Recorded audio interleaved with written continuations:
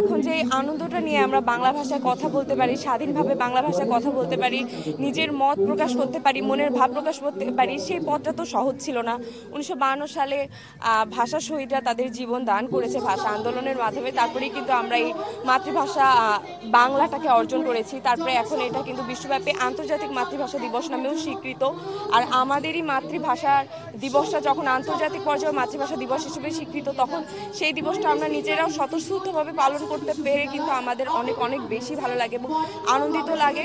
সাথে কিন্তু একটু আবেগ ঘন মুহূর্ত আমাদের ভেতরে তৈরি হয়, কারণ সেই সকল শহীদদের স্মরণেই কিন্তু আমরা আজ ফুল দিই, যারা কিনা এই ভাষার জন্যই তাদের জীবনটা উৎসর্গ করে গিয়েছেন। পৃথিবীর মধ্যে মানে বাংলাদেশই একটা দেশ যে দেশের বীর সন্তানেরা ভাষার জন্য প্রাণ দিয়েছে এবং তাদের এই আত্মত্যাগ কিন্তু আমাদের এখন শুধু বাংলাদেশের মধ্যে আবদ্ধ নয়, এটা সারা বিশ্বের মানুষ এই দিনটাকে আন্তর্জাতিক মাতৃভাষা দিবস হিসেবে পালন করছে। আসলে এটা আমার কাছে একটা গর্বের বিষয়, কারণ আমি বাংলা ভাষায় কথা বলতে পারছি, আমরা বাঙালি যাচ্ছি।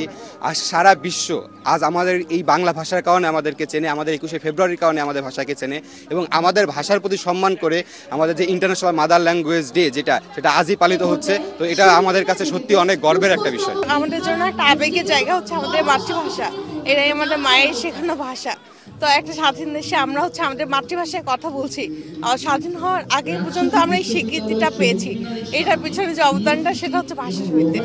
তো অবশ্যই তারা স্মরণযোগ্য এবং আমরা আজকে শ্রদ্ধা করে স্মরণ করছি তাদের।